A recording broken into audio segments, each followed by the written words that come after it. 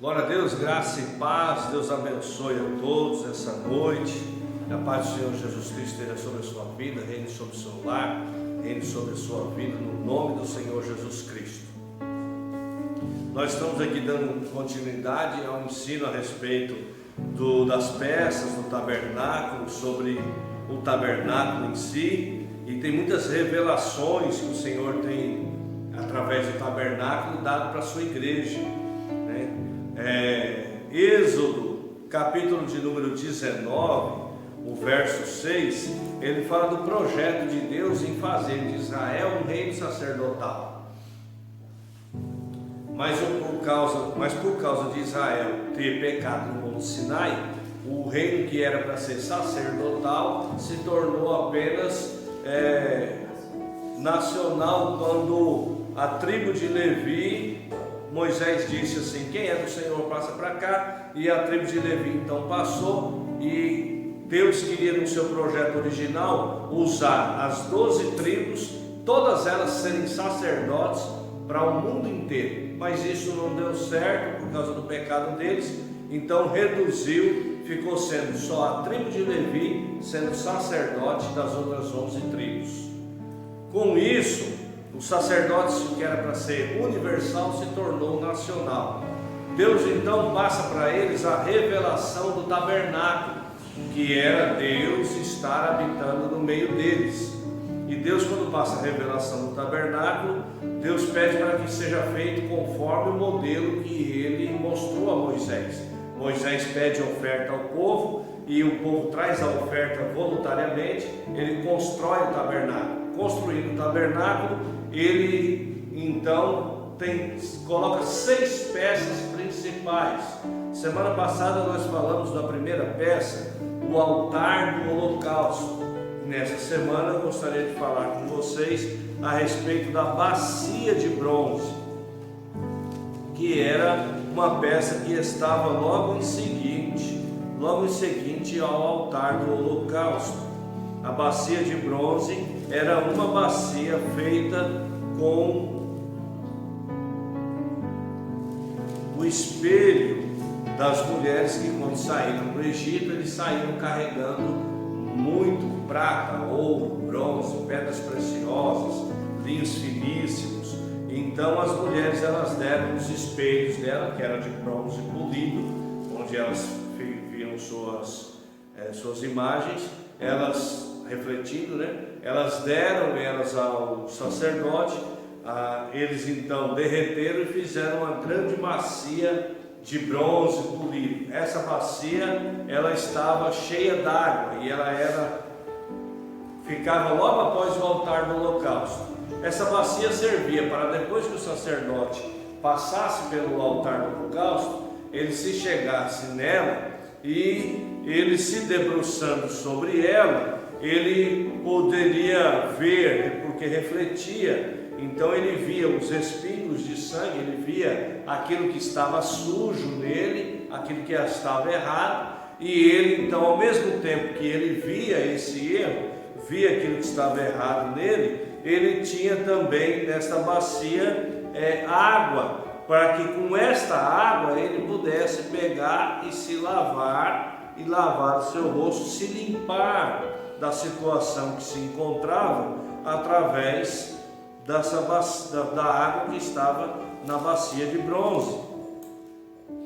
E por ter água na bacia de bronze, então ele poderia estar se purificando, se limpando da situação em que ele estava. Você vai achar esse texto em Êxodo, capítulo de número 30 e verso de número 17. Você vai achar assim: a pia de cobre ou bacia de bronze, dependendo da tradução. E falou o Senhor a Moisés, dizendo: farás também uma pia de cobre com a sua base de cobre para lavar, e porás entre a tenda da congregação e o altar, esse altar, o altar do holocausto, e deitarás água nela, e Arão e os seus filhos nela lavarão as suas mãos e os seus pés, quando entrarem na tenda da congregação, lavar-se-ão com água, para que não morram, ou quando se chegarem ao altar para ministrar, para acender a oferta queimada ao Senhor. Lavarão, pois, as mãos e os pés, para que não morram, e isso lhe será por estatuto perpétuo, e ele e a sua semente nas suas gerações. Então veja que interessante, em Hebreus, capítulo de número 9, você vai no livro de Hebreus, no capítulo de número 9, você vai encontrar algo muito interessante a respeito do escritor falando sobre o culto. Hebreus capítulo de número 9, ele vai dizer assim: ora, também o primeiro tinha ordenança de culto divino em um santuário terrestre. Então preste atenção, ele está dizendo assim: ora, também o primeiro. Ele não está dizendo assim, ora, no primeiro era assim, mas agora já não é mais. Não, ele está falando assim, ora, também o primeiro tinha ordenança de culto divino em um santuário terrestre. Então veja, qual o propósito de nós estudarmos o tabernáculo e entendermos o que essas peças simbolizam e representam, para que a gente possa ter uma lição hoje na igreja, no nosso culto que nós fazemos. O escritor está dizendo assim, ora, também o primeiro tinha ordenança de culto divino num santuário terrestre. Hoje também existem ordenança de um culto que ele é divino, mas o santuário é terrestre, porque esse santuário tem a ver comigo, tem a ver com você, tem a ver com quando nós nos reunimos num lugar, nós somos um tabernáculo espiritual para a manifestação de Deus.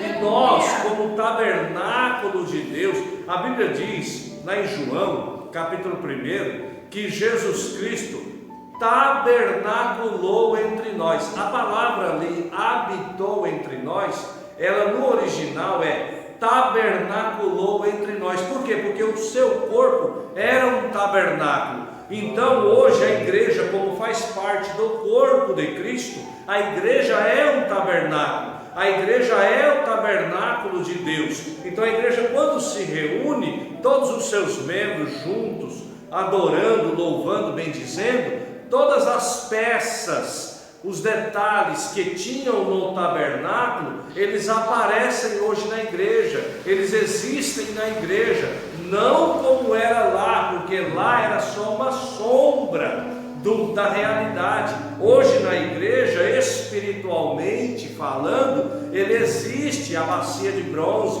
existe o altar, existe a mesa, existe o candelabro, existe o altar do incenso, existe a arca. Quem é a arca hoje no nosso meio? É a presença de Deus. Quem é o candelabro no nosso meio? É o Espírito Santo. Quem é o altar do incenso no nosso meio? É eu e você que fabricamos incenso para Deus.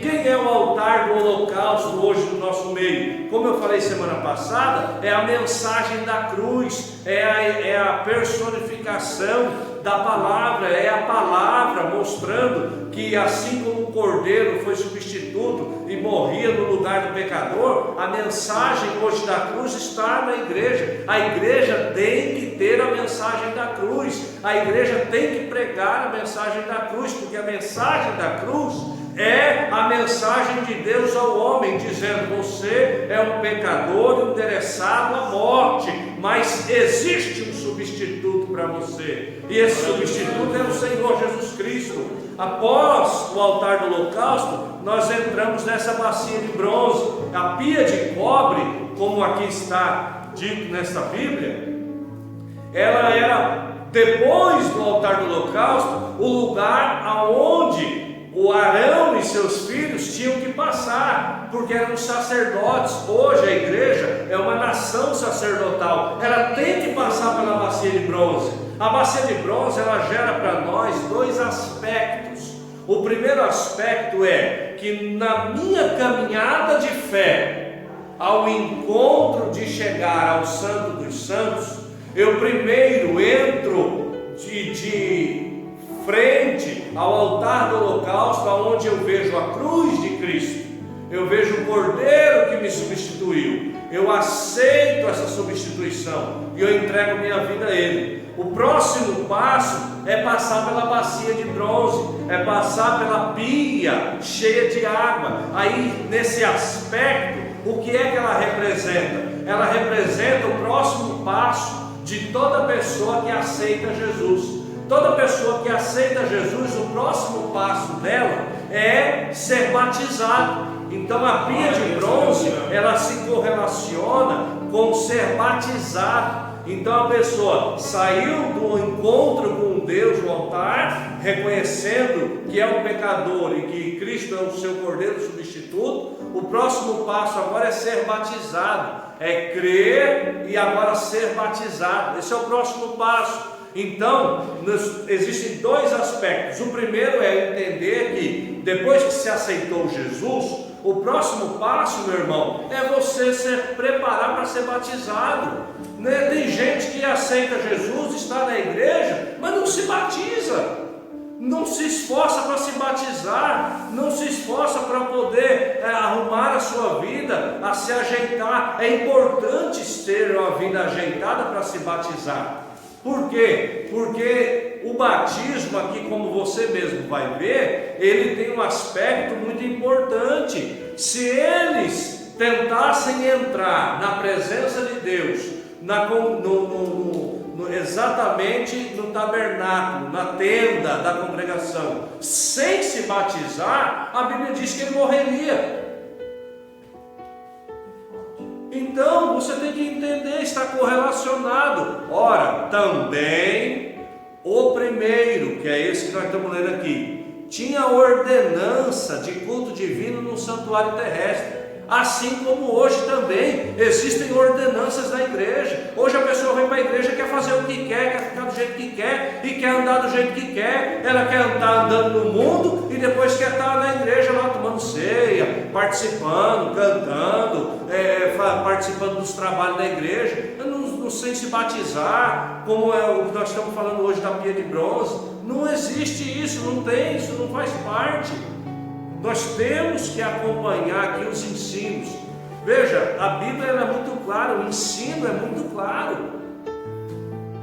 Ah, pastor, mas existe um problema e tal. Mas lógico, cada caso é um caso. Dependendo de pessoas que só não se batizam, porque o ministério não aceita, porque ela não é casada, mas também o marido não quer casar. Então, são pormenores, cada caso é um caso. Não estou falando nesse sentido. Estou falando no sentido do curso natural das coisas. A pessoa aceitou Jesus, o próximo passo é se batizar. Então a pia de bronze aponta para o batismo. O batismo é onde o Senhor vai chamar a pessoa para uma aliança. Deus não chama ninguém para aliança sem passar pelas águas.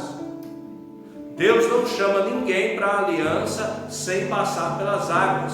Põe isso no seu coração. O primeiro homem a receber o nome de Hebreu, porque Hebreu é aquele que passa pelas águas. Então o escritor aos Hebreus é um escritor que está dizendo assim: isso é a quem endereça essas revelações aos que têm aliança, aos que passaram pelas águas, aos que foram batizados, aos que passaram pelas águas e fizeram uma aliança. Esse livro é um tratado teológico interessado aos que passaram pelas águas e fizeram uma aliança com o seu Senhor.